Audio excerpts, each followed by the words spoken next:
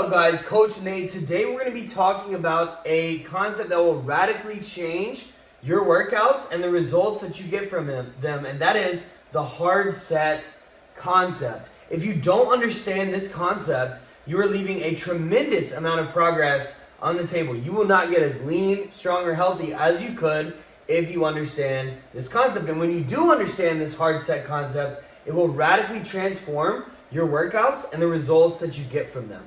So first, we're going to talk about what is the hard set concept. Next, we're going to talk about why it matters. And then third, we're going to talk about, practically what should we do as a result of understanding this concept, all right? So first, what is it? What is the hard set concept? So oftentimes when training a client, I will ask, hey, how does that feel? How difficult was that? And when it's a newer client, I haven't broken down this concept for them yet. They'll start telling me, well, it felt heavy, or it felt hard, or the muscles started feeling fatigued. They start telling me about their experience of the set, and then I let them know, okay, I care about that, and I will ask for that feedback. But what I really want to know when I ask, how hard was that? How did that feel? What I'm really getting to is, how many reps did you have left in the tank? How many reps in reserve did you have? How many more reps could you have done if you absolutely had to do as many reps as you could to say, something extreme like save your family, all right? It's an extreme concept, but the point is, an extreme example anyway, but the point is, I want to know how many reps you had left in the tank, all right? Because if you want the best results, you don't have to train all the way to failure. You don't have to train all the way to the point where you literally can't do another rep. There are some people who say you should definitely train all the way to failure. I don't think that's the case, at least not on every set by any means. But you should be training within 2 to 3 reps shy of failure, meaning 2 to 3 reps shy of the place where, say you're doing bench press, you're going, and then on your last rep, you literally, boom, that's failure. All right, so stopping 2 to 3 reps shy of failure is going to create a very similar stimulus to stopping right at failure. It's generally not going to create as much fatigue, but that would be considered a hard set. If you're leaving 4, 5, and especially if you're leaving more than that reps in the tank, you are not doing a hard set. And I'm not saying you weren't working hard or whatever, but the point still stands. If you want the best results, you've got to be taking each set close to failure, within 2 to 3 reps. So that is the concept. What is a hard set? A hard set is when you are 2 to 3 reps shy of failure. And this is true whether you're doing 5 reps and you could have done 7, whether you're doing 20 reps and you could have done 22 or 23. It doesn't matter how many reps we're really talking about here, as long as it falls in that.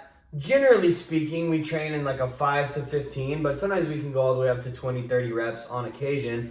But as long as you're falling within that normal range, if you're 2 to 3 reps shy of failure, that is a hard set.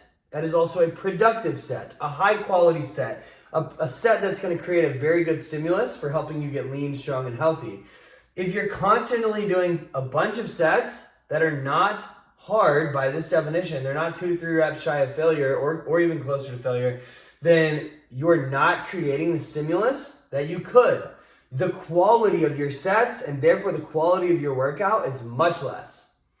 So now let's segue into why this is important. I already started breaking this down, but it's when it comes to strength training, one high quality set is far superior at driving results than 3, 4, 5 sets, a bunch of lower quality sets. I would much rather you go into the gym and do, for each exercise that you're doing, do 1 set close to failure, 2 to 3 reps away, at least, and maybe even closer. But you're doing at least 1 hard set per exercise. I would rather you do that than do 5 sets for each exercise, but leave 5 to 10 reps in the tank. Believe it or not, you will get much better progress from the 1 set. All right, so when it comes to strength training, quality beats quantity every time. Now, with quality in place, as long as you maintain quality, which we never want to sacrifice quality being good form and being close to failure, 2 to 3 reps shy of failure, at least. All right, you never want to sacrifice quality, but if you maintain quality, then yes, to a point, doing more is better. But guys, that's why you'll notice a lot of the workout programs that we write are really what I would consider low to moderate volume. It's not super high volume where you're doing tons and tons and tons of sets. In fact, sometimes clients are like, seriously, we're only doing like 12 sets in this whole workout, 15 sets in this whole workout. I get it. It's hard to believe, but when you're training properly, and if you're going to steal, you better believe that you're going to be training properly. But if you're training properly, great form, full range of motion, moving the way that you're supposed to move, pain-free, at least in the joints, not in the muscles, baby. And then you're going close to failure, that is what's going to create the life-changing results. And the problem is, so many people, you might be guilty of this, so many people will go to the gym for years, sometimes decades, and they never make progress. And I can almost guarantee you it's because they don't understand or they're not implementing this hard set concept. You always, besides your warm-ups, you always want your working sets close to failure. All right, now what do we do with this information? Okay, so really, really cool. You will probably be surprised at the number of sets, how few sets you need per week per muscle group to make really good progress. So studies have shown time and time again, and we see this in practice in the real world, if you get, for most people, especially if you're watching this channel. Now, quick note, if you're an advanced powerlifter, bodybuilder, you've been training for 5 to 10 years with, not just you've been in the gym for 5 to 10 years, but you've been training with a very high quality program, high quality effort, then yes, you're probably gonna need more sets. There are times in your training where you might need 15, 20, maybe even 25 sets per muscle group per week, but that's not who I'm talking to. If you're just an everyday man or woman looking to be lean, strong, and healthy, and I mean, guys, you can get very lean and very strong and very healthy training like this, you really only need 5 to 10 sets per muscle group per week. So let me explain. Whether you're working out 2 times a week, 3 times a week, 4 times a week, what I like to look at when I'm looking at somebody's program is how many total sets per muscle group per week we're doing. Now, this doesn't include warm-ups. It's strictly your working sets, and specifically your hard sets. And your working sets and your hard sets should be the same thing. Besides warming up, all the warm-up is there for is to get you ready for a high-effort, close-to-failure set. All right? That's the whole point of the warm-up.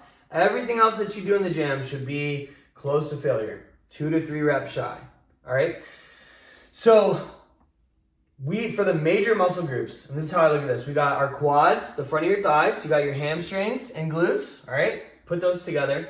And then we got like chest and shoulders, the front of the shoulders up here, and then we've got our back and like the rear shoulders, okay? And then of course we can follow up, at the end of our workouts, we can hit some abs, biceps, triceps, middle delt, all right? We can do those things, we often do those.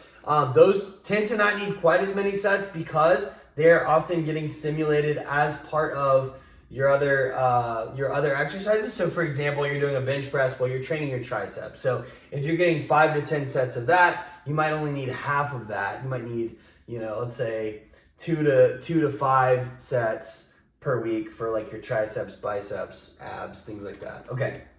Now, so it doesn't matter how you split it up. You can do lower body, upper body, you can do full body, you can do push-pull legs. There's all kinds of ways you can split up your workouts. But what I am primarily looking at when I'm designing somebody's program is how many hard sets per week we are doing for those major muscle groups, all right? So 5 to 10 sets, that's it, all right? And generally what I'll do is I'll start people on the lower end, and then the longer they've been training, we might start ramping them up. And as long as you can tolerate it, as long as you're recovering, as long as you're getting stronger, you feel good, joints feel good, then yes, doing more volume will get you better results. So maybe you creep past that 10 sets per week. That's not a problem. But in the video I made very recently, just because some is good doesn't mean more is better. At some point, right, 5 to 10 works super well for the vast majority of people. If you're either a total beginner or you're in your early years, really your first 3 to 5 years of training. Now, that works super well. And can you do 12? Maybe. Would you benefit from 12? Maybe. Maybe you benefit from 15. But at some point along the way, you are actually going to see slower results. you're actually going to see slower results from doing more sets. So with our clients, because we're not training for, the Olympics, they're not pro athletes, where for them it makes sense. Toe the line of like, we're almost doing too much to recover from. We're super close. That makes sense. If you've been watching the Olympics, that makes sense because you could win or lose a medal or a gold medal based on 0.01 second. For them, it makes sense to toe the line. Look, if you're just trying to play with your grandkids, carry in the groceries, feel good, not have back pain, like, guys, we got time. We're not in a rush. There's no point in towing the line. No point. It doesn't make sense. So 5 to 10 hard sets per week. If your program is working, keep rocking and rolling. If you feel like you've done so much work and you're under recovered, you're tired, your joints are achy, first of all, it might make sense to do a deload, more on that in another video, but do some light training for a week, maybe 2, let your body kind of reset, fatigue come down, joints should start feeling better. And then maybe your next program needs to be lower volume, okay? And on the flip side, if you're training, like maybe you're making results or maybe they're kind of slow, but you feel good, you feel really good, you got a lot of energy, you feel like you could do more, boom, do more sets. Include more sets in each workout or add an extra training day, whatever, but do more sets per week, per muscle group per week, all right? This concept is everything. Quality over quantity. And the whole idea of like finding the right volume that works for you, volume being the number of hard sets per muscle group per week, it's all about finding your sweet spot. It's not about doing the most you can possibly do. It's like some people do better with less, some people do better with more. So it's about finding the sweet spot for you. But guys, you've got to understand this concept, because if you're just going in and you could do double, triple the volume, but if those sets are not high quality sets, you would do so much better to cut your volume in half, cut your volume in a third, and really, really, really make sure each of those sets is a very, very high quality set. And as a bonus, just to end this is how you make road workouts, or when you're on the road, maybe you're at home, whatever, you don't have access to the gym. You come in, you lift some heavy loads with the barbells, you don't have access to that. Well, how do you have a good workout on the road? Sure, you can go through and just do some quick body weight workout and do some whatever. That's better than, not doing anything by a mile. But if you want to have a very, very effective home workout, road workout, if you understand this hard set concept, you can find ways to make movements. So like instead of barbell squatting with 100 pounds, 150, 200 pounds on your back, maybe you grab a 25-pound dumbbell and you do some super slow goblet squats, 3 seconds down, 3 seconds up, super slow, until you get 2 to 3 reps shy of failure. Like you can artificially create, I say artificially, I mean, it's really happening, but through like slow movements, pauses, things like that, you can make movements that would generally be easy for you and you'd have to do a ton of reps. You can make them very, very difficult by, again, slowing the cadence down, doing pauses and things like that. But if you understand this hard set concept, I promise you, understand it, implement it. It will radically transform the results that you're getting, all right, in terms of getting lean, strong, and healthy.